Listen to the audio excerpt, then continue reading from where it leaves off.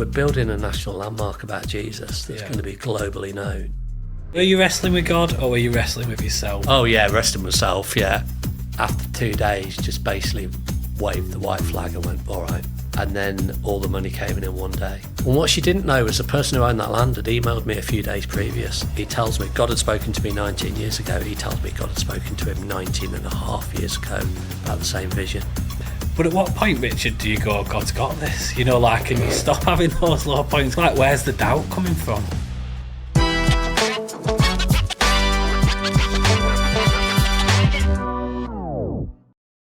Hello, my name's Ian Young, and this is Together, the podcast. I hope if you've been watching the past episodes, that's made you watch this one, because we have got a wonderful programme for you today. I'm joined by a new friend, somebody that I've sought out actually, called Richard Gamble. He is the founder of the Eternal Wall of Answered Prayer. Now, you might not know what that is, but today we're going to find out from Richard himself what it's all about, what he's doing, and also a bit about Richard and his journey with God along the way. So I hope you enjoy today's podcast. As always, like, subscribe, make comments, ask questions, and we'll try to answer as many of you as possible. So I hope you enjoy today's podcast. And Richard, welcome to the show. Thanks for having me on. Yeah, I'm excited today. I've sought you out, heat-seeked you down. It's taken a few years, but you're here. Richard, you know, I like to start these podcasts with, like, who are you? Which is a big question. And people talk about what they do. Yeah. So I'd really love it if you could say, you know, who are you? Yeah, well, my normal introduction is I'm just a bloke. Right. Became a Christian when I was 20 years old. I'm entrepreneurial, I guess. I'm not really easy to fit in a box. Married, 3 kids. Wow. Been married 26 years now. I find it difficult to describe, really. I don't know. Different people have different views of who I am, but I just think I'm just a bloke just trying to do what God's told me to do. Mm. What does that mean for you? How do you know what God's asked you to do? I think, so I became a Christian when I was 20 and started to hear God's voice. And I remember very early on him asking, it sounds a bit cliche, but asking him, I felt like he asked me to help a lady carry her bags from a supermarket, and which I did, expecting her to sort of fall to her knees and go, what shall I do to be saved? But she went, oh, thanks very much. Mm. And what I learned from that was, they're telling you just got to do what God tells you to do. Mm. And so over the years, my wife and I, we've just decided that's, we're not going to try and add up all the details or the ramifications. If we're really clear God's told us to do it, we'll just do it. And sometimes those are little nudges. The amount of times that God has said, just phone this person, and you phone them and you go, you all right? And they're like, how did you know? Yeah, wow. And there was, one footballer who was painting his walls and going, God, if you're there, I want to know. And then he got a text from me going, is everything all right? Do you want to chat? And so, and of course, when that happens to yourself, you're like, oh man, I really am hearing God. Mm. And it's just being attuned to that voice, really. I believe God wants to speak to us every single day. Mm. And I think if you're faithful in the small things, then he knows that he can trust you with that level of obedience. Cool. So what's your wife's name? Wife is Sarah. Sarah. Shout out to Sarah. Thanks for lending him to us for today. And you have 3 children. 3 children, James, Lucy and Isaac. Wow. How old are they? So James is 21, Lucy's 19, Isaac is 14. Wow, so I may have got one of those ages. Oh, right, yeah. Let's hope you have. My daughter often goes, "How old am I? When's my birthday?" I'm not good on stats. I can tell you, scores of Leicester City over the last 10 seasons, but birthday is always an issue. That's funny. So, you got saved when you were 20. Yeah. How old are you now? 54. So, you've been saved a long time. Yeah. tell us about your testimony. How did you meet God, and where was your life before you met God? Yeah, so, the first experience I had was I was 11 years old, and my nan had taught me how you put a glass against the wall to listen to a conversation. And so I thought, I'll give this a go when I get home. And was listening to my mum and dad talking, and my mum saying that she was worried she might have cancer. Wow. And I wasn't brought up in a Christian home, but I just sat by my bed, put my hands together, because I thought that's what you do, and prayed and said, God, will you look after my mum? Which he did. But I sort of sensed in that moment, it was like, the only way I could describe it was like a huge hand around me going, it's going to be all right. This is at 11, right? Yeah. So from that point in time, I believed in God. And then I sort of, on and off for like 9 years, went to different churches. And just every time I went, just thought, this is not real. What is this? And it was only when I was 20 years old, just finished university. And then I got invited to go to a church. And then, what I would describe as a happy clappy. But the difference for me was I was looking around, I was like, these people really mean what they're singing, what they're saying. There's a reality to it for them. And then I felt exactly the same feeling that I had when I was 11 years old, which I'd now say is God's presence. Right. And utterly inappropriately, this guy runs up to me and goes, I'm a first-time visitor, runs up to me and goes, did you feel the presence of God, Which he'd probably advise somebody you should never really do with a visitor. But I was like, yeah, I did, yeah. And then one of the guys at church said, do you want to go out for a beer? And I went for a beer, and he just shared the gospel. I was like, right, okay, let's do it. And I was like most young men, I was a rascal at that time. And went to university when I was very early and coped with, because I was 17 when I went to university. What did you study? Studies, pushing it. I've got economics on my degree at the end of it, put it that way. Well then. Yeah, the joys of a photographic memory got me over the line, But, I sort of coped with being younger than everybody else by drinking. But yeah, it was a no-brainer for me. And for me, a massive moment in the sense that I thought, I have been waiting 9 years for somebody to sit down and share the gospel with me. I've been to multiple churches searching. It's taken 9 years till somebody has done that. So I think I've got at the heart of me an evangelistic. It's actually, there are people out there. It's not that hard. We just need to tell them. God's already. So what did they do in that pub? Like, they just shared what Jesus is God's son, and yeah, and then led you to a prayer, or like what was? Well, he just went. He just sort of explained the gospel. I think he did one of those diagrams of a gap and put the cross over it or something cheesy like that. I don't know.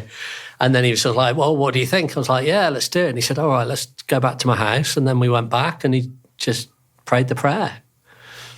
Then gave me way too many booklets to read. Oh, you need to read this, you need to read this, But, and then we did a book for about 10 weeks called Living God's Way. Right.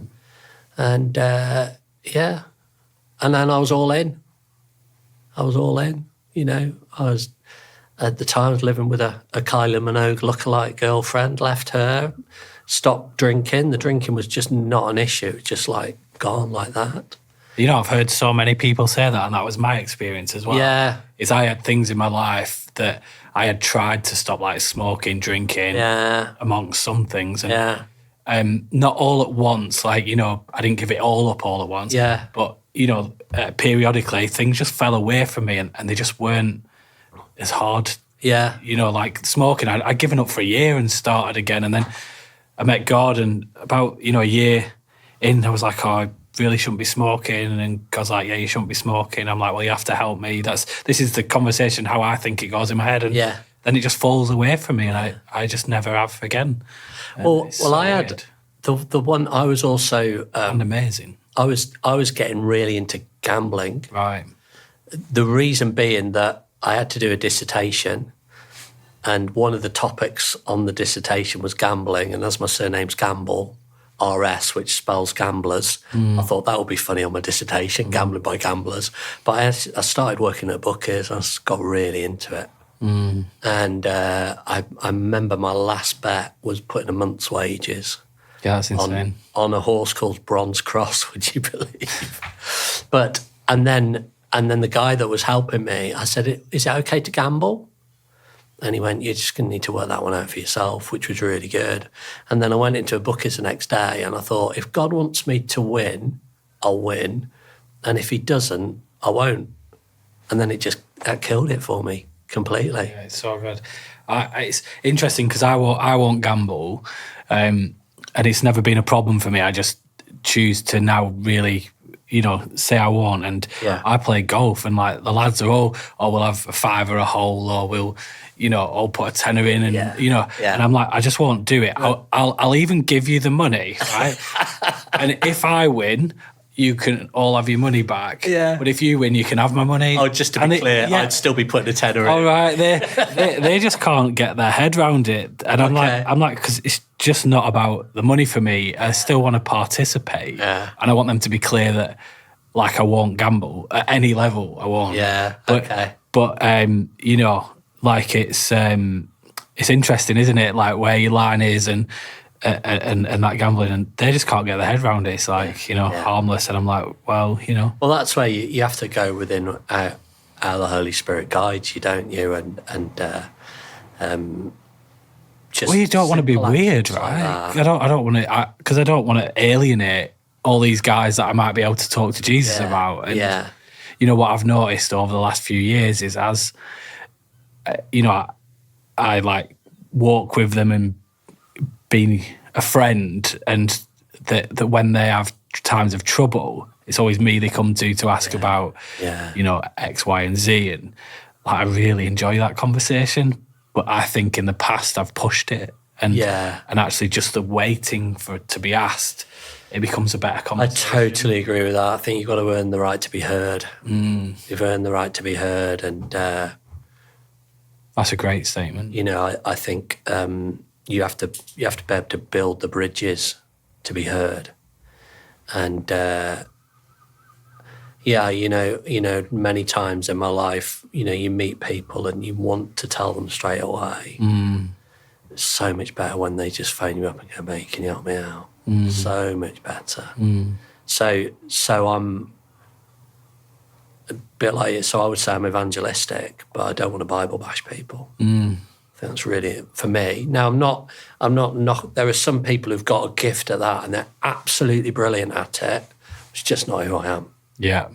I have to bring people into relationship with other people because I can only take them so far. I get that. I'm excited about God. Yeah. I can tell you the gospel, and I can walk through some of the Bible, but I'm just not a great teacher, or I'm not great at apologetics, or when they're asking about proof of why the Bible is true. I'm like, well, I've learned it, I've seen it, I've heard it, I now believe it. I can't remember the exact detail of how I got to this understanding. You've got to go read this person or meet that person. You certainly need help from the body of Christ, I think. Yeah. So tell us about the project that you've been doing for a very long time. Well, it's been so it's called the Eternal Wall of Answered Prayer. Yeah. Basically in 2004. Now this does sound a bit odd, but in 2004, I just felt God tell me to carry a cross around my county just to get people to think about Jesus during the Easter. And so, we've had that conversation. I didn't want to Bible bash people, but I wanted people to, it's Easter for goodness sake, and all I can see in the supermarket are chocolate eggs and, chocolate bunnies. So I just got this guy to make a cross for me, and I just carried it around for like 80 odd miles. Wow. And since I've heard a lot of people have got saved seeing it. People a decade later have come up to me and said, "Oh, you bloke who carried that cross. That started my journey and me coming to find God." And So that was in 2004. that was 2004. So you'd met your wife and were married at this point. Correct, Right. yes. What did she say? I think she's quite used to me. At All right, that okay. point. Yeah, all right. Yeah. So, What did your kids think? well, they were too young then. So, James would have been a couple of years old. So I did it, and then what was interesting was you started to hear all these conversations that were happening, and one person in my church just came up and went, "I'm just so embarrassed that you're in my church." Thank you very much. Yeah. And but it started to get loads of coverage, loads of people were talking about it, and then my dad, who's not a Christian, is in a governmental meeting, not even in Leicester, in a different county.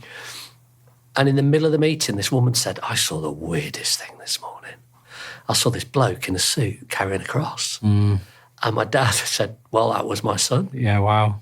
And then shared the gospel with the room. This is what my son believes. Wow. So non-believer is sharing the gospel, And so, and at the time I was thinking about, or discussions were in place about me becoming an elder of a church.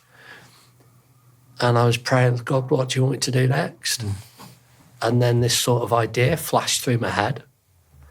Can't really describe it pictorially, but it was just of a wall by a motorway where every brick represents an answer prayer. And went home with a bit of a twinkle in my eye. And my wife's like, "Go on, what are we doing?" I said, "I think we're going to build a national landmark."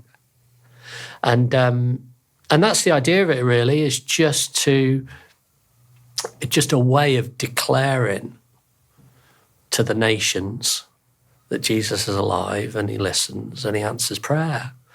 And so that was really the concept. And it was sort of like I couldn't shake it off for 10 years. And Sarah would often go, what are you going to do about that wall thing? And in my utter naivety, and there's been a lot of naivety on this journey, in my head I'm thinking, if I can raise £20,000, I can buy some land. I was quite a way off financially on that. But that's what I did. I was just thinking about it for 10 years, getting different ideas, talking to people about it. Most people just went, "Right, yeah, good one, Rich. That's another rich idea, But I do think one of the important things was speaking the dream, not just holding it to myself, but just talking to people about it all the time. And then with about nine years ago, just felt God say, "Right, you need to crack on now, son." So what were you doing in that time? So you've held a vision for 11 years, I guess. Did you do any work on it? Did you go and find anything out? Or was it just an idea, It was just an idea. I met with a few architects and said, "Could you draw something for me? Could you have a go?" And none of them did. They just gave me polite smiles. But I was, at the time, planted a couple of churches, successfully and unsuccessfully. Definitely learned that church leadership was not for me.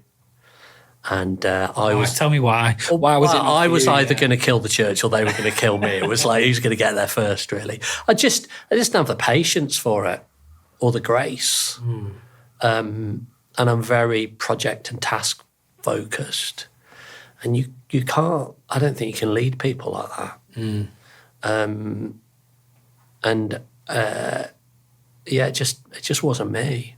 I think you sort of, there's all like this hierarchy of, you do this and you lead a youth group and then you lead a home group and then you move your way up.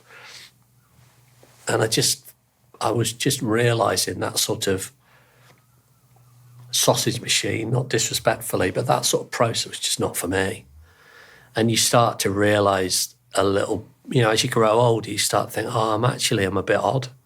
Right. I'm actually a bit weird. I know I think I'm okay in my own head, but the stuff that I say and the stuff that I do, it's not really everybody else's bag.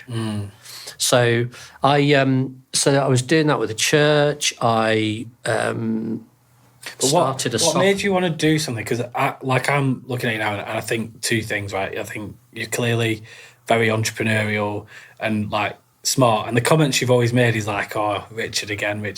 So I'm like really interested in is like, why would people say that about you? Because I guess it's a sense that people are either frustrated or dismissive because you've got yet another idea. Yeah. And then yet somehow you faked or pretended to yourself that you were going to be some kind of patient, graceful, merciful leader in a church. Like what happened there for you? What was happening at that time? Why did you think that?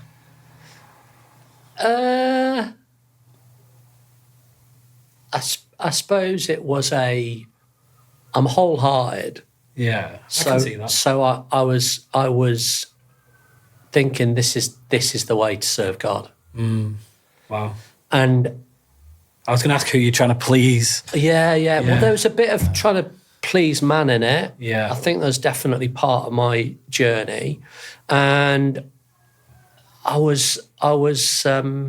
can remember some people saying to me, "You're too emotional, Rich." And just having that real struggle within me.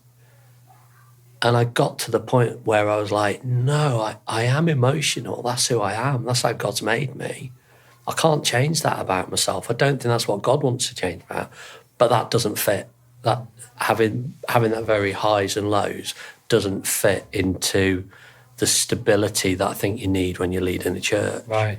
So, and I was, I'd got my software company, I did chaplaincy, but I also remember going to a Bible week once and somebody going, "Oh, Rich, how's it going?" I said, "Oh, yeah, I'm doing this and this now." They're like, "What, something else?" And I was just like, yeah. Yeah. Because I get bored after 3 years, which, by the way, is a miracle that I've been on this 19 years. Well, yeah. But, so you just pick up little things. I do remember once at a Bible week, sitting around this table, it's about 25 of us, and this one lady's going, "Oh, I get really frustrated with Matthew sometimes. He just doesn't do much around the house." And then she said, "But then I think, yeah, but I could be married to Richard Campbell."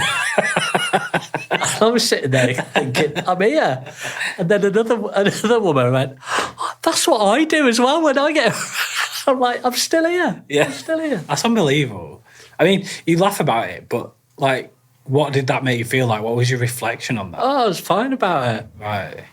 Really fine about it. Because I know I have set fire to a bathroom and nearly chopped a tree into a house. So, it's well known that my DIY skills are not up there. Yeah. So, yeah, I'm okay about it. And my wife's okay about it. And that's all that matters, isn't it? So what would you say, like, the good qualities are that come out of that? Because, for me, is when you say emotional, I'm kind of interested in that because I can't imagine you being a teary mess and, not able to go on. I don't think you mean that. I think, you get maybe frustrated when people are slowing something down or, you don't have patience or like, so what does it mean? Like, you are emotional. What do you mean by that? Well, I feel things personally. Right. And I need to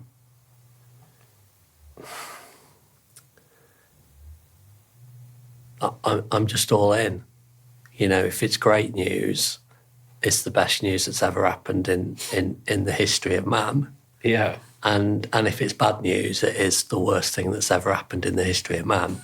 And those two things can happen within a minute of each other, Yeah. So, but I think that's what you need to drive through something that's never been done before. And you have to have a passion, and you have to have a commitment, and you have to be a little bit naive. And a little bit stupid maybe at times. You wouldn't do anything, I don't think, if you thought about it too hard. If I knew what I knew now, I would not have got started. Yeah, wow. And the thing that frightens me about that statement is that's probably still true. Yeah. If I knew now what's going to come in the next 5 years, I'd probably go, right, we're done. Wow. So what was the next 5 years? Well, we've got to get this built. So we've actually started today, would you believe it? So there's... Building? Yeah, a bit of the building started today. Wow. So that's exciting, just building the compound. Well, let's go back a bit, because I think I was interested in the next 5 years. Yeah. No, it's fine. It's really good. I just want to say that I'm hoping that what we do today is it's really clear that there'll be other entrepreneurial people. Yeah. And I'm one of those guys, right? So I'm sat in front of someone going, I felt everything that you felt. Like everything that you felt. And my thing is always to put my light under a bushel, to try and be this normal person, be a pastor. I've done things to try and please other people, not because I was trying to be noticed, but the opposite, really. I didn't want people to say, oh, at least I'm not married to that Ian Young. Yeah. And actually what I'm encouraged about is I see a guy that's got some more experience than me that's like, well, actually, no, I know who I am, and that actually God's got value in who he made me, and that you need that energy to start projects, to be entrepreneurial. I remember in worship once, just worshiping, and then I'm thinking about cricket. Right.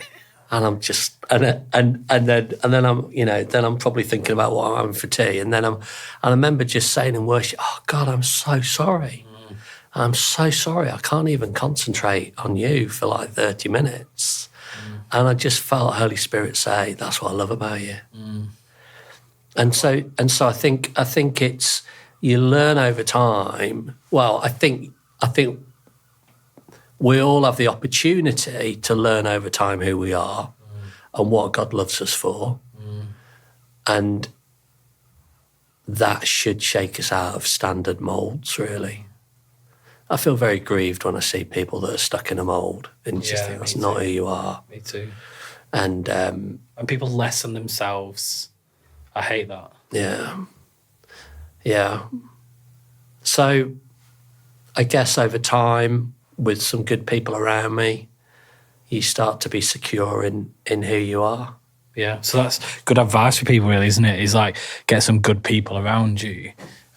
So before we go back to the story, because you've had this vision, you've held it for 9 years, just what do you think that means to have good people around you? Like, who have you put around you and why? And have you done that consciously, or what's that experience been? I have done that consciously. And I've changed those people over time. So I have a number of people that I talk to on different levels.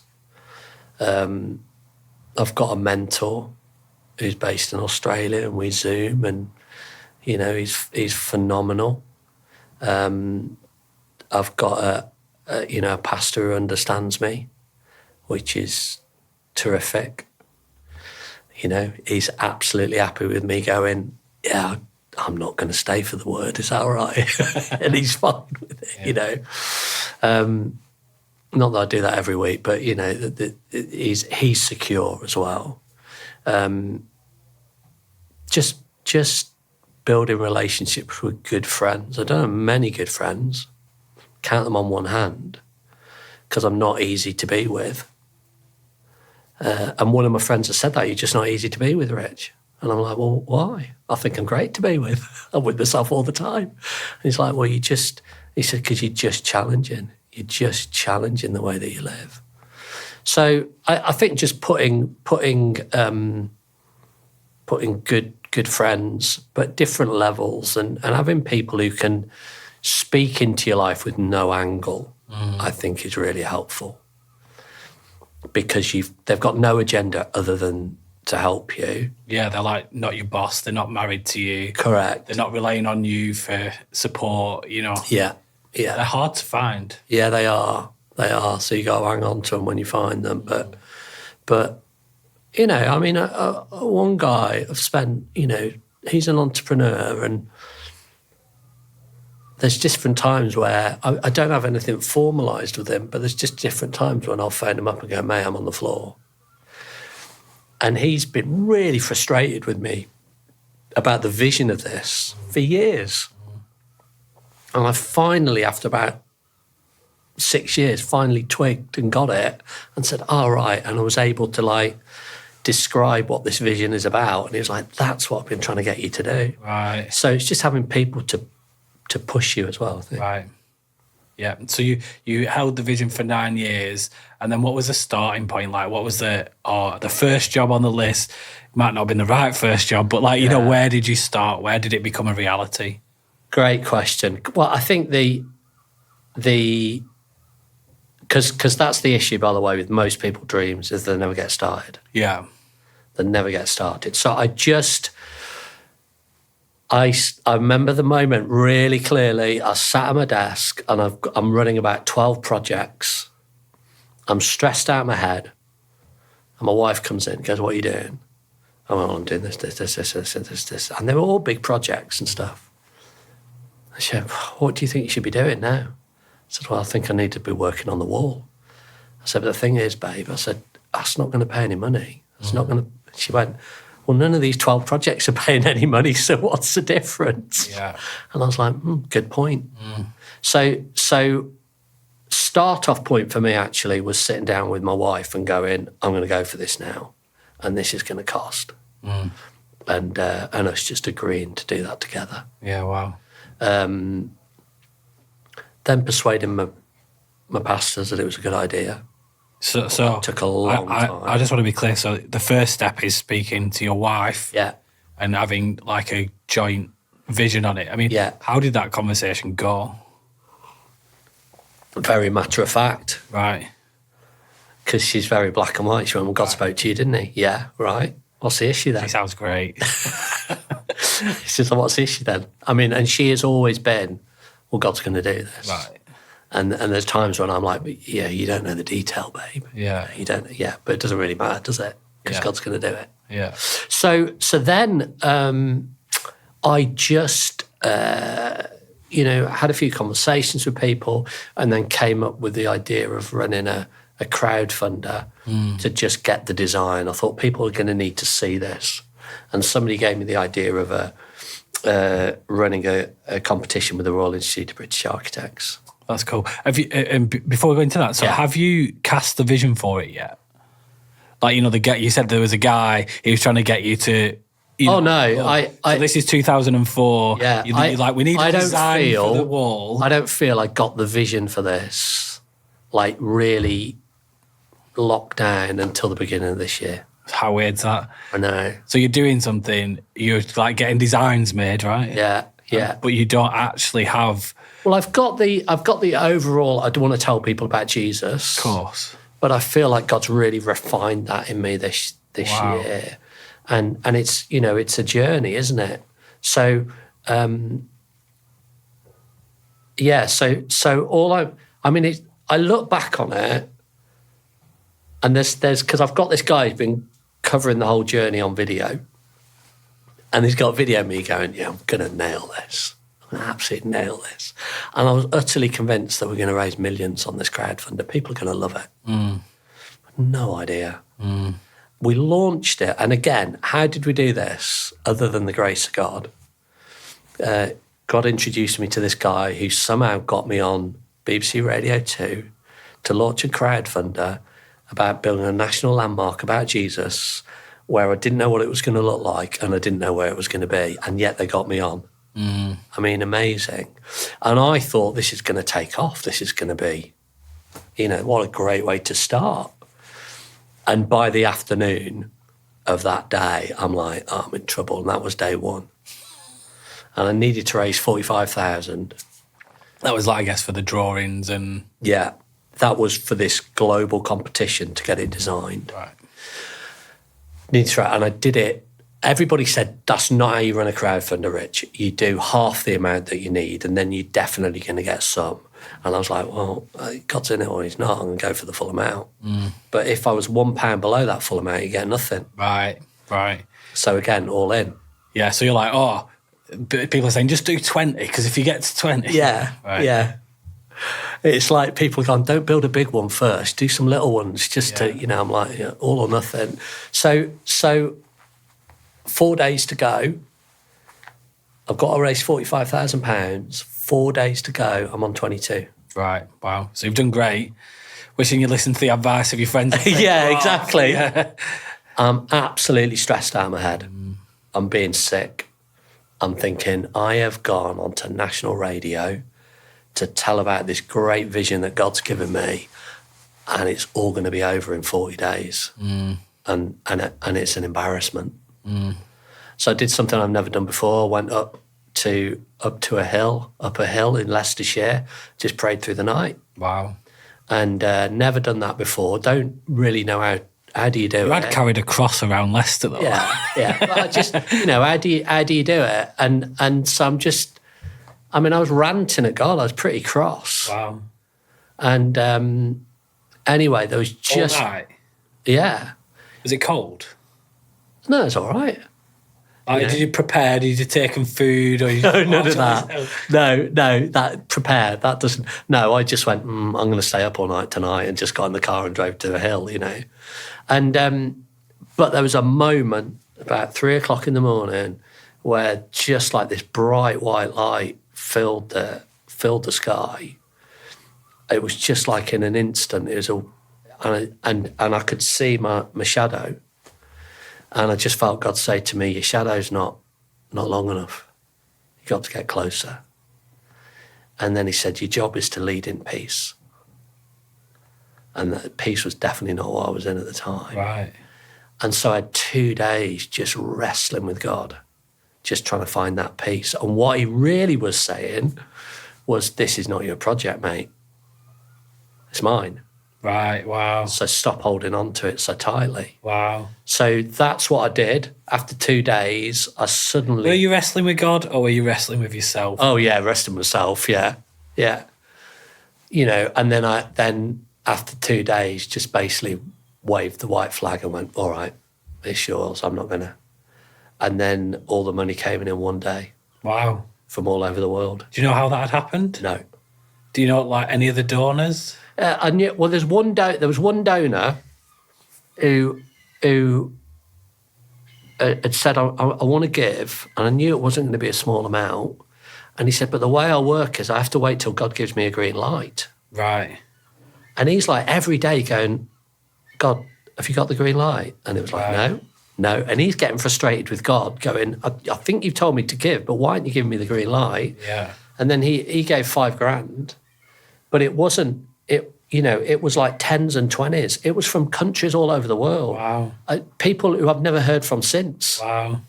And it just, That's incredible. It was incredible. And I thought you were going to say, and this person that I've known, that I have a relationship with, gave the rest of the money.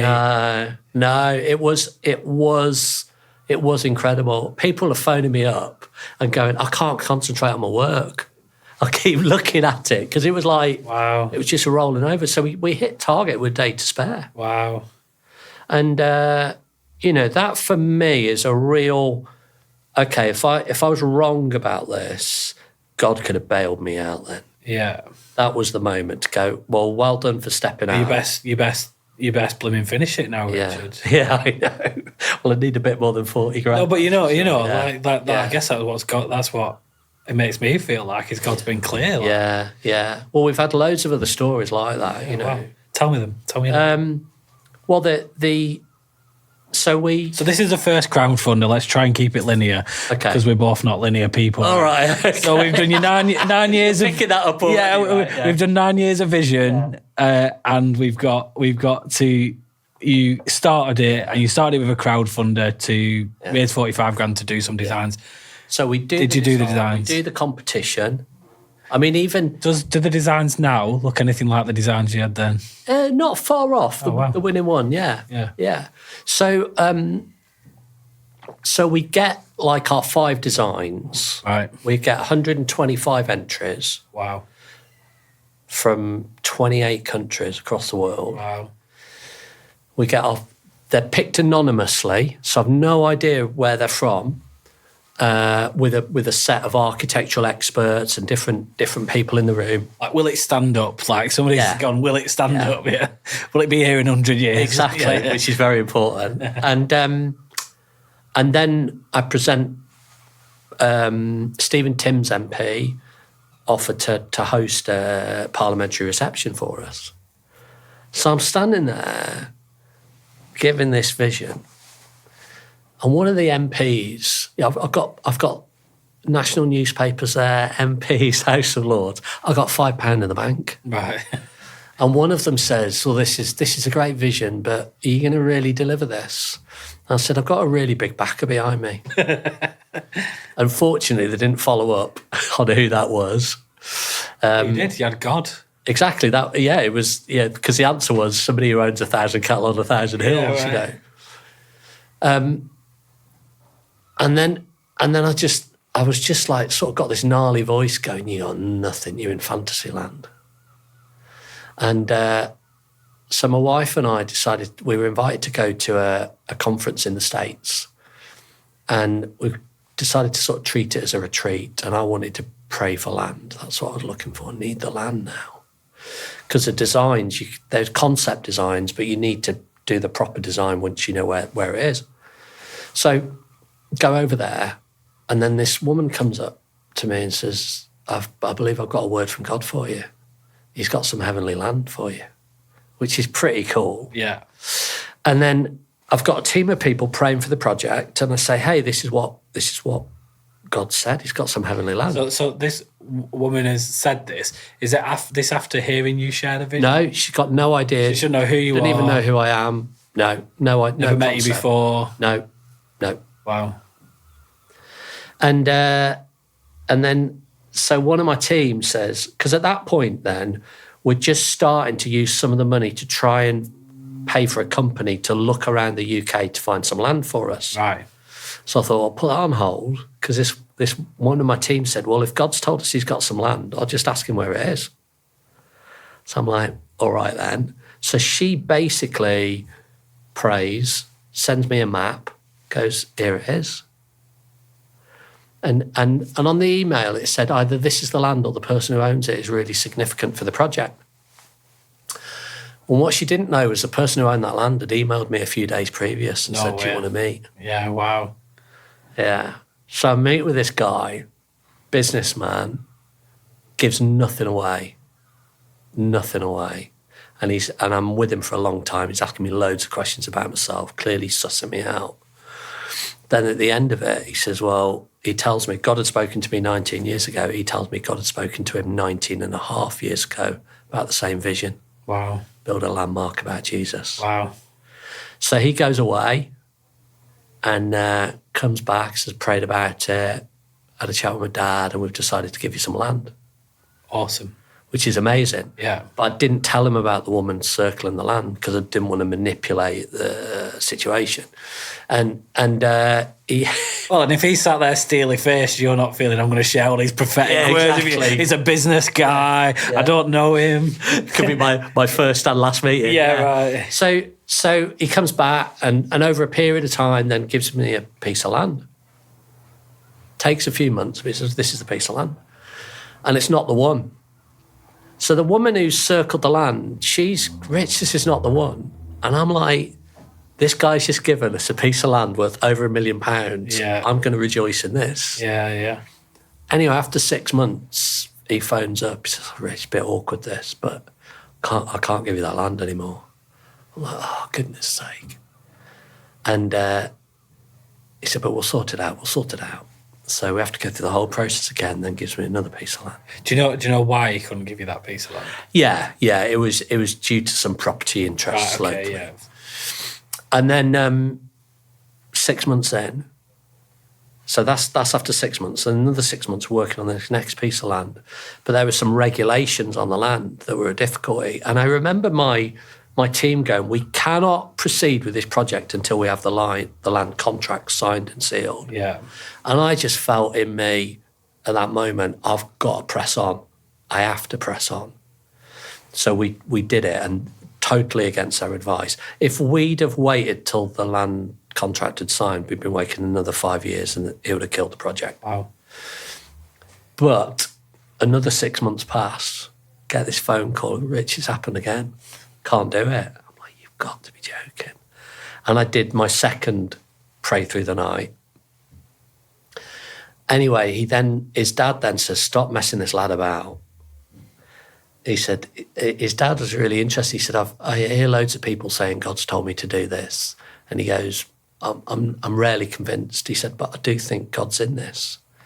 And he said, and I don't want to be the man who's had the chance to give him land and passed it by. Yeah. So stop messing him about, give him the best piece of land. Right, wow. Pays his architect to look at all the land he owns in the Midlands.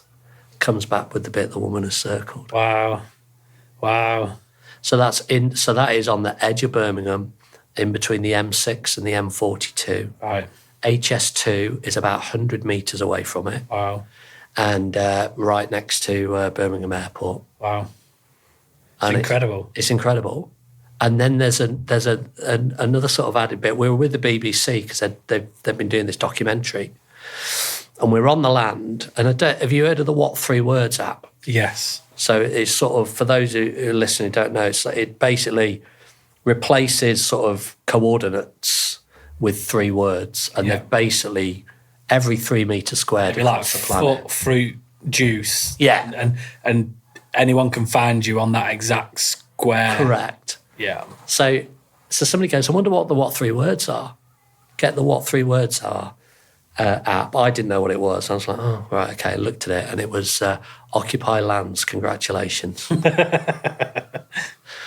So, when you've got those things, when you've got those stories, which only God can do, it just gives you the strength when you're faced with impossibles. And I've been faced with impossibles multiple times that you just know God's in it. Yeah. You just have to dig deep. So you had that experience of getting the land. So do you own the land now?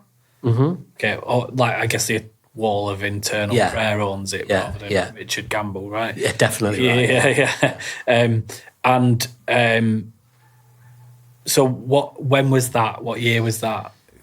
Because you've gone from 2004 to going, I'm actually going to do something. How long did it then take to get So I think, I only literally signed the land last year, I think it was. Wow. So you were talking about that for a long time. Yeah. So for various reasons. But the next step is you getting the plan in. Right.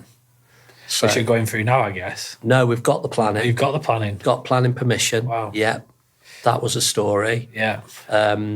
So we've got... So before we go into that story, how are you living at this point? How are you making a living? Because you've just done 10 years. Have you getting a job? Are you doing some stuff on the side? So I'm living off my money that I had sold my software business for. But then that ran out, I'm trying to think how many years ago it was. I think that ran out about 5 or 6 years ago. Right. So then I'm doing a bit of consultancy and getting a little bit of money from the Wall.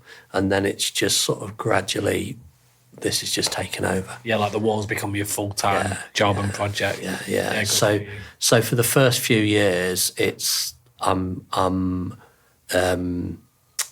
making. Yeah. So the first 16 years, it's not been a ministry that's been afforded you to live. You've kind of working it on the side because God said, but you've also trying to provide, I guess, for your family. Yeah. And I've got one donor now that's come forward and is supporting me, which is amazing. Amazing. So, so I don't have to think about. Yeah. I mean, we've had times when, at one time where I'm gonna default on my mortgage, and I'm talking to. I could see it coming months off, and so I'm talking to the bank manager, trying to remortgage. Like, you're not earning enough to remortgage, and I'm doing everything I can, and then I can remember on the Saturday morning looking at my bank app and going, that's it then. I'm going to default on Monday. And I was just like, right, over to you, God, then. I remember just putting on my Google Home and just worshipping and just, just singing songs of, I'm just going to trust in you, Lord. I've got nothing else. I've asked everybody I know and nothing else has worked. I'm trusting in you. Then got a phone call. God had woken up in the morning. and just told them to give me some money. And it's funny when somebody phones up and says, "Oh, God's told me to give you some money," and I'm like, "Great, can you transfer it in now, please?" You know, and you know, again, those times where you just go, "God's got this." Yeah, He's got this. You know. Yeah, and how he uses people. Yeah, just people being obedient. We had one where we couldn't pay our staff. And I'm trying to concentrate to get the planning over the line. And I said to my two main guys, like, you need to focus on getting the money because I've got to get this planning over the line. And the start of the month, we had the figure that we needed. And as we go through the month, how we doing, boys? And it was just like, same figure. Well, what's the deadline? Friday. Get to Friday. How we doing? I'm like, that's the same figure it was a month ago. And yeah, we haven't raised anything. And I'm like, right, okay. And they said, well, listen, but the thing is, today's not really the last day. Monday morning, first thing Monday morning's the last day because that's when the wages go out. It's payroll or whatever, yeah. So they said, and it was great. I was really blessed by them. So they went, so we got the whole weekend to pray. I'm like, oh, great. Okay. Yeah. So they're praying over the weekend and this guy is riding on his bike, knows nothing of the situation, just feels the Holy Spirit say, you need to give to Eternal Wall. Gets off his bike on a Saturday morning. I mean, it's impressive of him, stops his bike straight away, gets his app out, is about to transfer the money, and he feels God say, no, you need to do that first thing Monday morning. So, like, literally the money came in just like 5 minutes before we needed to pay. Yeah, wow. You know, and then the following month, all of a sudden an investor steps up and says he'll cover for us. Yeah, what a relief. Yeah. How good is God? Amazing. And, you know, it's amazing. I mean, I'm sharing like the little highlights. Well, I've got a question for you. All the lowlights in between that you... Well, I know, but I've got a question for you. So, and this might be a bit challenging, so buckle up, you know. Okay, don't mind that. What do you think about, like, God keeps doing all these things for you? Like, for the last 20 years, what I'm hearing is, like, in your time of need, God has always stepped up for you. Yeah, correct. Or said it's not this, or it's not now. Yeah. Which you might have been angry about at the time. I can't imagine the land not working out 3 times that you were chuffed about. I wasn't exactly skipping through the field. No, because you'll have been disappointed. Yeah. And that would have been a low point. And I understand that from a worldly perspective. But at what point, Richard, do you go, God's got this? You know, like, can you stop having those low points? Because I'm hearing the story of God's greatness and goodness, that, you're weaving it purposefully like that for today, I get that. But it's also a great question. But also, like, it's like, where's the doubt coming from? Well, it's a bit. Was it Elijah that poured the water on the? It was Elijah, wasn't it? Who poured the water on, and then he goes off, and then he's like, "I want to die." Right. And what I love about that story is he pours. It's impossible for fire to come from the sky to light the fire. Yeah. So pouring water on it has absolutely no impact because you're asking for impossible anyway. Impossible has no gradients. So if it's impossible for me to get £5, if it goes up from £5 to 5 million, makes no difference. I'm still in impossible. And yet he just has that low point right after. Yeah. So there's something in human nature, I think, where you have to constantly recalibrate your mind. Yeah. And that is my ongoing challenge. Yeah. I can see that fight. Because you sort of, I had some news last week, nearly, put me on the verge of a panic attack. And you're just like, you're on the edge, like, oh my word, I've had so many times where the whole thing's been close to just falling over. And then you have to go, wait a second, God's got this. And you remind yourself of the stories. But the facts, I have this phrase, I'll never let facts get in the way of truth. But sometimes the facts they mount up. Yeah. And the pressures, and particularly the pressures that come internally, can mount up. And so I have to go away, and I have to like remind myself of who God is and what He's done. Yeah. And that for me is a continual process of recalibrating my brain to the truth of who God is and the fact that He's behind this. Yeah. And I can see there's been toil, like it. You wear it, but I like it look not because of your looks, not because of your looks, but yeah. You know, I don't think 20-year-old Richard, you know, was crying at God's goodness every week, and I think as a man that's matured, you wear that vulnerability with pride, and you know, I think the thing that still intrigues me is, you know, that you've had that journey and that there's clearly an enemy out there that's to destroy us, because you know, it still brings doubt. You know, you talked about that voice that you heard that was completely the opposite of God. Yeah. You know, and so I'm interested. You said you have to recalibrate your brain. I think we all need this. I think your experience is what everybody experiences.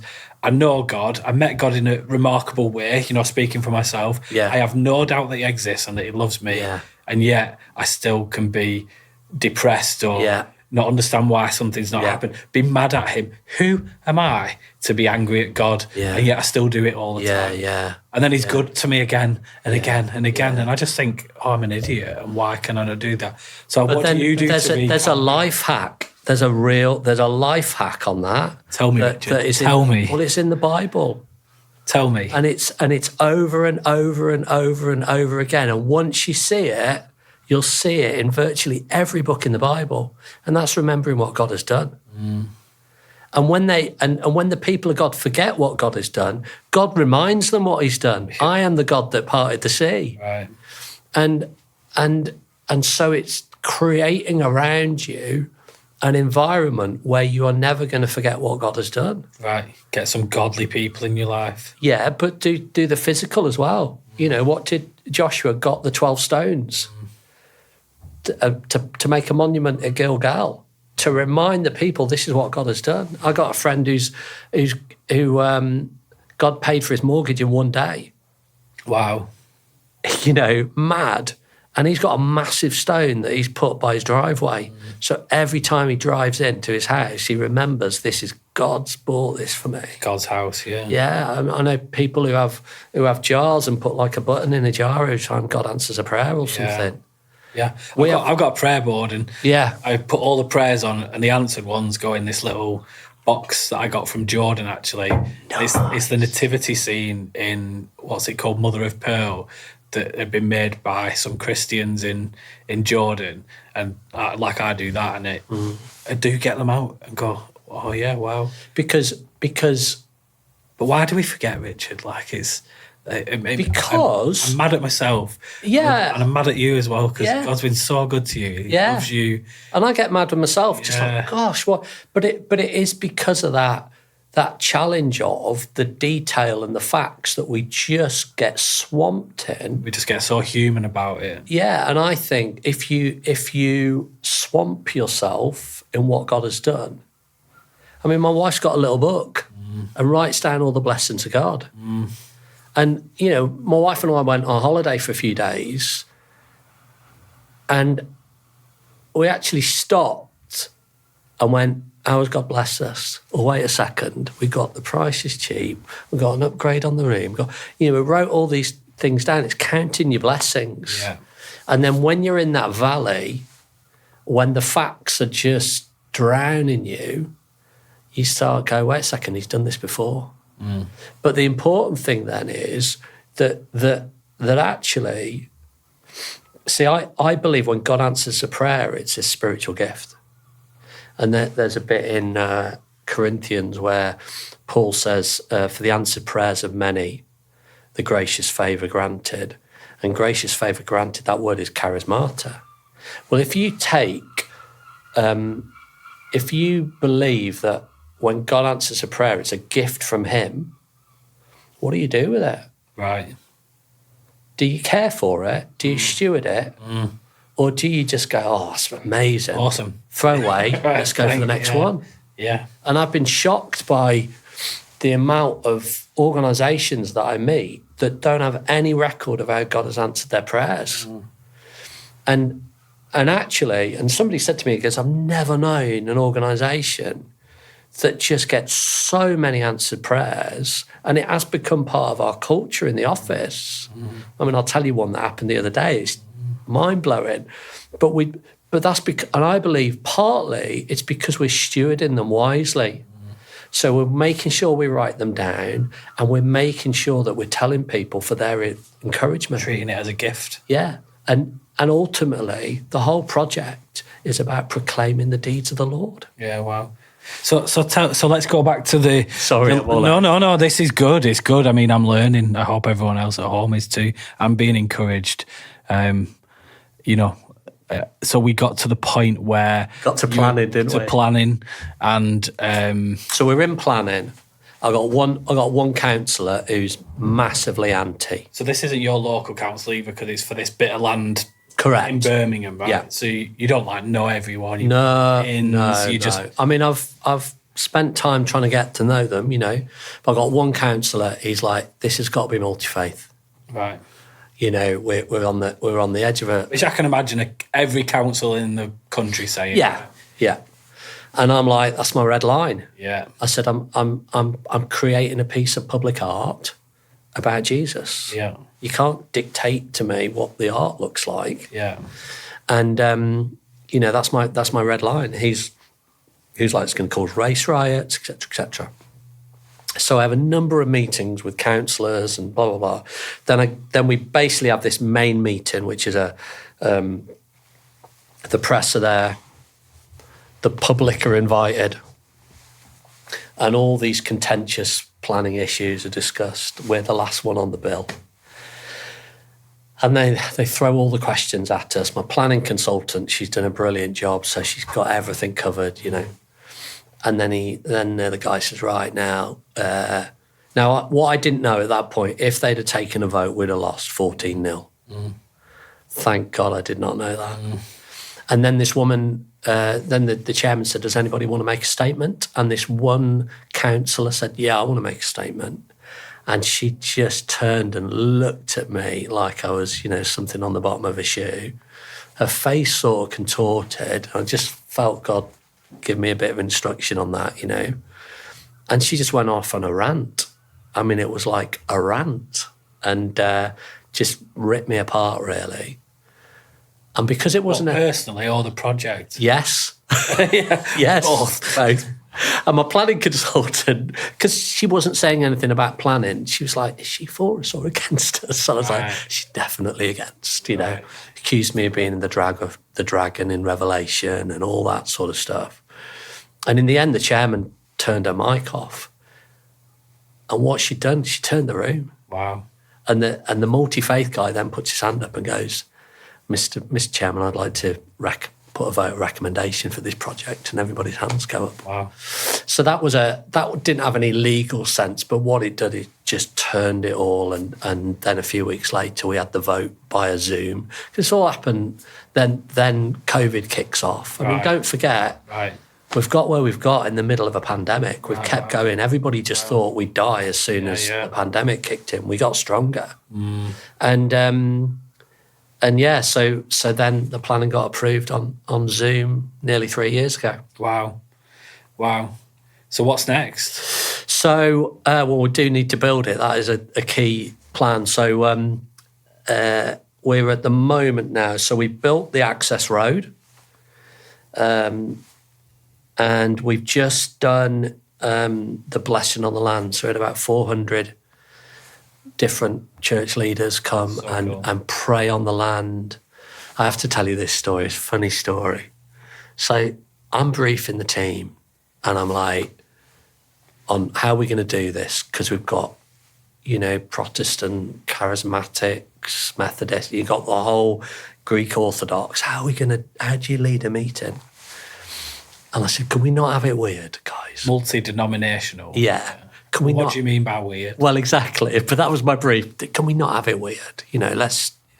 So one of my so the guy that was leading the worship sent through his songs, and I phoned him up and I went, Joel, what's going on here, mate? The people are not going to know these songs. And he came out with this great line. He went, Rich, what do you want? Do you want Christian karaoke or do you want the presence of God? And I went, I'll go for the presence of God. Yeah, he said that before though. Yeah, right? yeah. He's got that one lined up. Yeah, it was good. But one of my members of the team in the sort of order of service, she's got blowing the shofar horn. I'm like, Sue, what are you doing? Right. We said no weird. What's that? Yeah. And I had no idea what it is, but evidently it's supposed to cleanse. I don't know whether you... Yeah, it's in the Bible. They used to blow the shofar. Yeah. So I'm like, oh, really? We really want to do that? And she's like, yeah, I really feel it's... I've been at lots of services where they blow the shofar. Have you? Yeah. You obviously go to weird church. Yeah, I do. So Spirit-filled, mate. So I'm like, oh, okay, all right then. Anyway, 2 weeks go on. They can't find anybody They can't find a shofar. Right. They can't find anybody to blow the shofar. You got to text me. I'll hook you up with shofar. So I'm about to go to America, and I'm like, guys, can we stop faffing about? We've got too much on. Get a vuvuzela. It really doesn't matter. Just because the idea was everybody was lining up on the land with the same prayer, and then we were all going to walk across the land praying this prayer. So every blade of grass has this, declaration of the blessing of God. So I get on the plane and go, sort it out. I don't want to hear any more about it. My COO just says, Rich, we got to sort this out today, otherwise Rich is going to kick off. And they're like, yeah, but it needs to be a shofar. So they sit and pray. They've got a day to sort it out. They sit and pray. While they are praying, they get an email from this guy saying, I know this sounds a bit weird, but I feel like God has called me to blow a shofar across the country. Is there any chance that you'd give me permission to blow it on your land? How cool is that? I mean, that's mad, isn't it? Yeah. But what that does for me is I'm like going, God, how does that work? Yeah. I've got a list of 100 things that I need you to help me out on. Shofar blowing. Not on the list, Lord. Yeah. Not on the list. And it really interesting for me, because I think there's always lessons between God answering a prayer. He's always interested about the journey before and after rather than the moment. And the lesson for me was like, actually, I've got to align myself with what's important to God, not what I think is important to God. Because for me, I'm always thinking about the money because we need more money. But for God, it's like, yes, that's sorted. Yeah, like they're minor problems. Yeah, I just don't know how right now, but it will get sorted. Yeah, it's so good. So you have started building, as in there's an access road, but just share, because you said like a year ago you got a really clear vision. Yeah. So before we talk about what we're building, let's talk about the vision for it, and then we know. Yeah, because I haven't really explained what we're doing yet, have I? So. But we've been talking for an hour and 10 minutes and still don't know what you're talking about. Might have to do a bit of editing. Yeah. No, so it's to me it's really clear. If you look in Psalms, there's so many scriptures that talk about proclaiming the deeds of the Lord, proclaiming the deeds of the Lord to yourself. That's how that recalibration happens. Proclaiming the deeds to your friends, proclaiming the deeds to the great assembly, and proclaiming the deeds to the nations. That's what we're doing. Right. So what has helped is having clarity on what we're not doing. I'm not explaining the deeds of the Lord. I'm not going to justify why God does some things and then doesn't do other things. I'm just proclaiming the deeds of the Lord. Right. All that other stuff, that's the church's job. I don't want to do the church's job. I don't want to, you can sort of morph into all these things and you end up replacing what is the job of the church. But I feel our real clear thing is proclaim the deeds of the Lord. Come on. And if you look at Christ the Redeemer in Rio de Janeiro, tens and tens of millions of people Google that every year. And if you do Google it, all you're going to find out about is a French bloke that built it. But when people Google Eternal Wall, what they're going to find is a database of in time, millions of answered prayers, because we won't stop at 1 million. Yeah. And people will How many have you got now? 36,000. Wow. So you've just been collecting 976. Yeah, we got a long way to go and need help. We can top that up. Thank you. We need help. Like we've got 25 years of people Great, let's have asking for prayers, and we'll pour that in. We need people to do that. I'll tell you about in a little bit. But the point is, anyone then, because we'll probably, who knows, we'll get a few 100,000 people visiting physically, but we'll get millions of people going, what's that eternal wall about? Yeah. Because it's going to be a global landmark. Yeah, and people are driving past and people are going to Google it. And, yeah. But even, if you can have an opening day and all the news is going to go. Yeah. Yeah. But Angel of the North, they reckon 51,000 people see Angel of the North every minute. Yeah, wow. Because its image is used all over the world. Right. So if people do that, is Angel of the North a Christian? No, it's just about industrial. Right. It's Anthony Gormley's sculpture about the industry. But the point is, somebody's going to find that database. And they may ask, well, what about my situation right now? And they type in the situation and then see what God does. And there might be a whole range of different answers. It might be God answered in a suddenly, God told me to wait. It might be God said no, and this is how he helped me through the grief and suffering of that no. It took me 19 years and counting. Yeah, exactly. Yeah. So that is the vision, to proclaim the deeds of the Lord, because I tell you what, the media are not going to cover it. Yeah. Well, and we have they're going to cover the statue, I think. The monument, whatever. Well, exactly. It becomes a catalyst. Because people often say, why would you spend money on that? Yeah.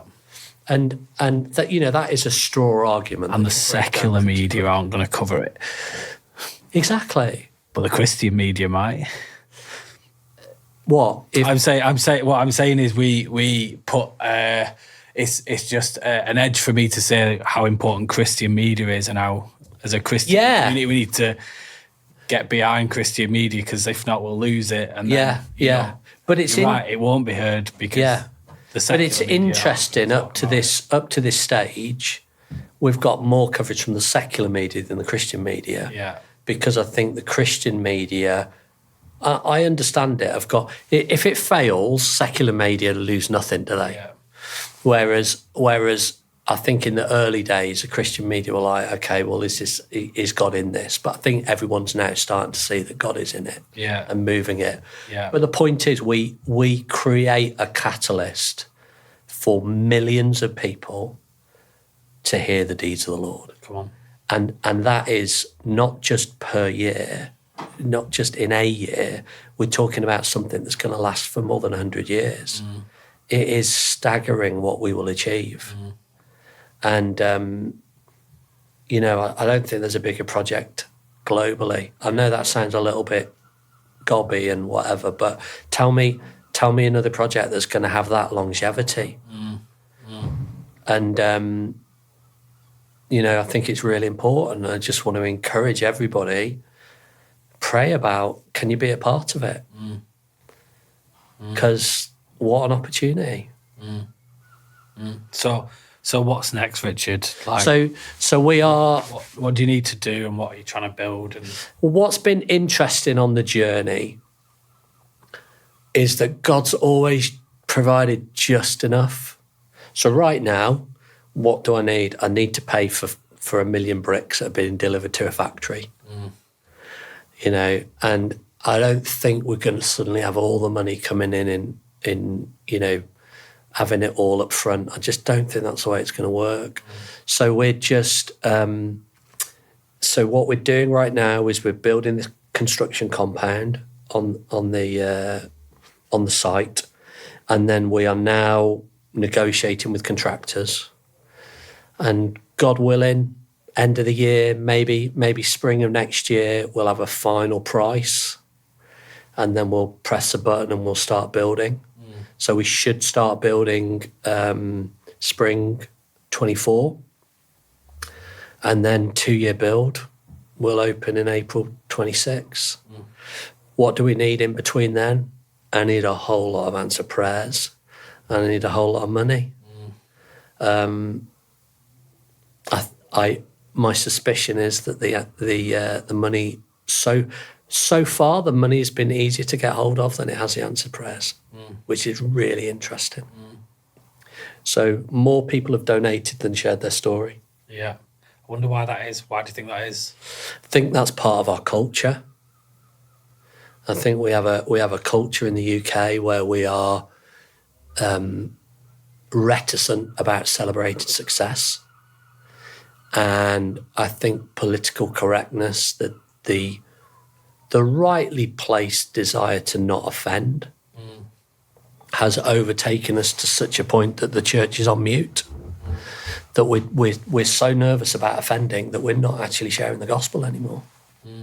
And obviously there's loads of people. I don't want to offend all you people who are sharing the gospel. There's loads of people sharing the gospel, but we are, I do believe, largely on mute.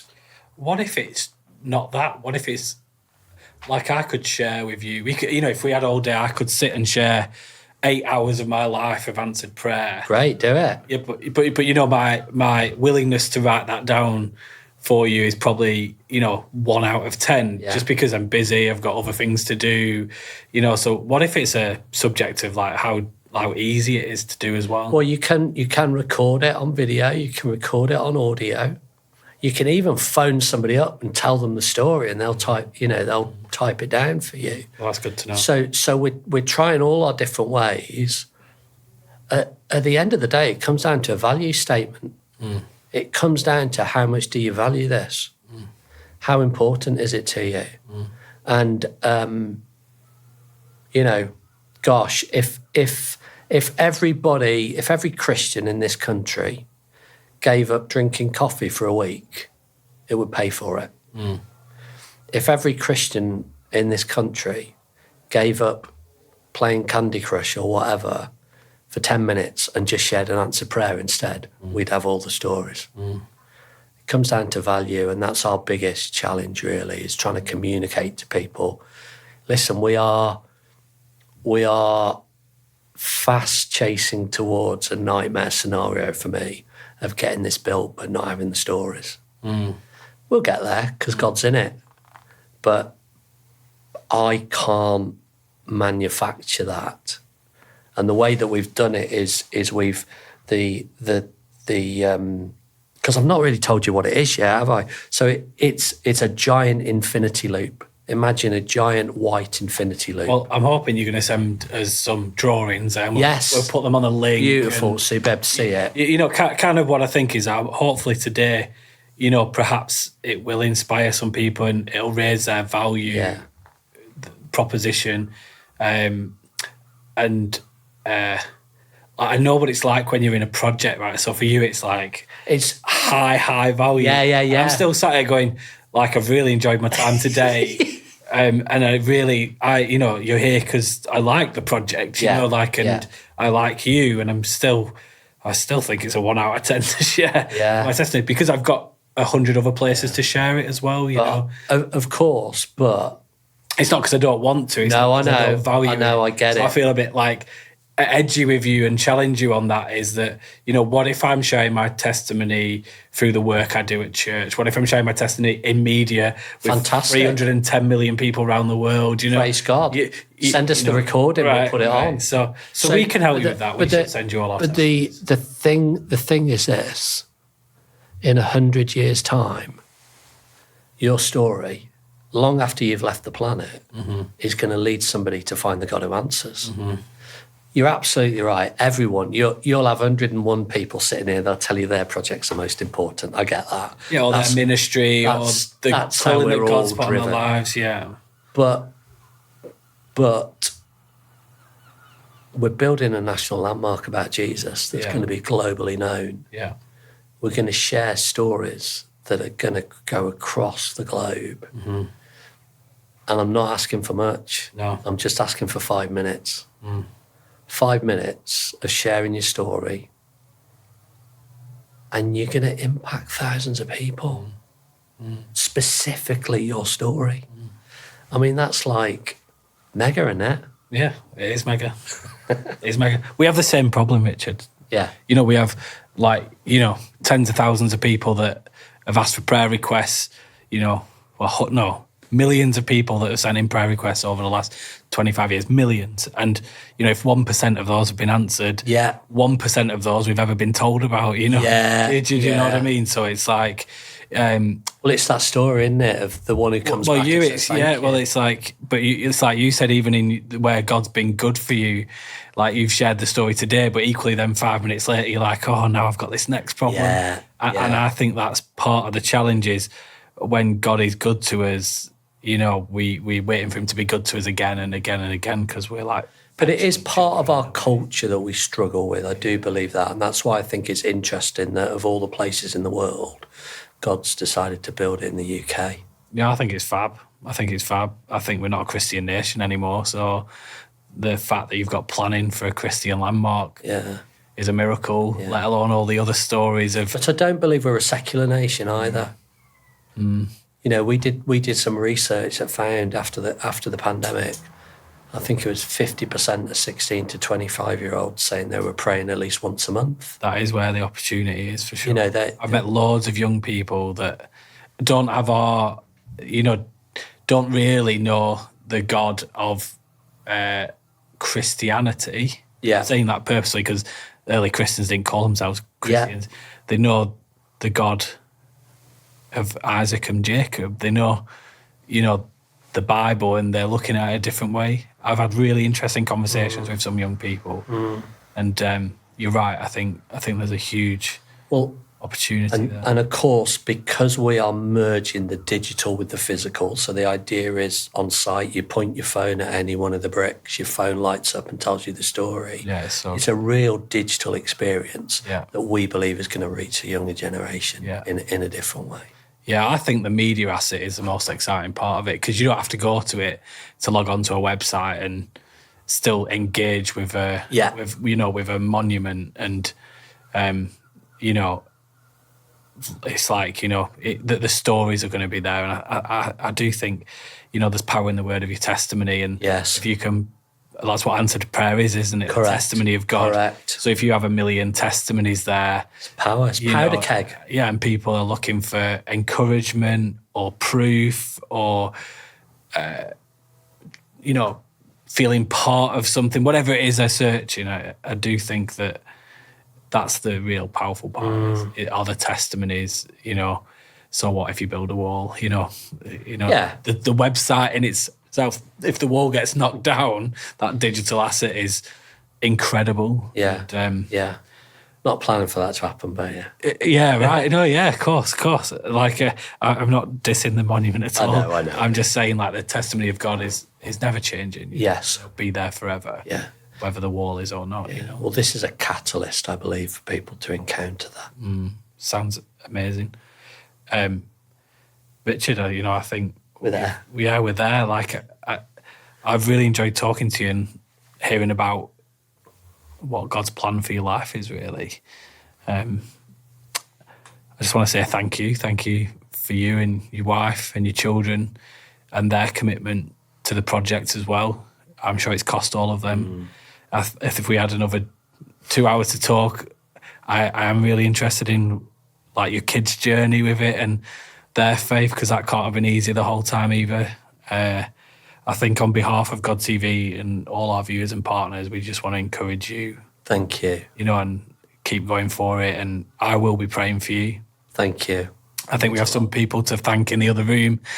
Without them, we wouldn't be able to have this conversation. Yeah. So as always, you know, a big thank you to Dimitri, Trevor, Noah and Rich that are on the other side of this wall, changing the cameras and, you know, allowing us to have the conversation. And finally, just thank you to all of you at home. If you have enjoyed the conversation and you like the idea of the project, please check out the website. We'll put all the links and all the details in the comments. And just think about liking and subscribing to the channel and on the conversation. It just helps us to meet more people like Richard and to share in the glory of what God is doing, but also through people's testimonies of what God has done in and through their lives. It allows us to learn discern and be discipled by God through people's testimony and story. So it's only with your support and kindness that we can carry on doing what we're doing.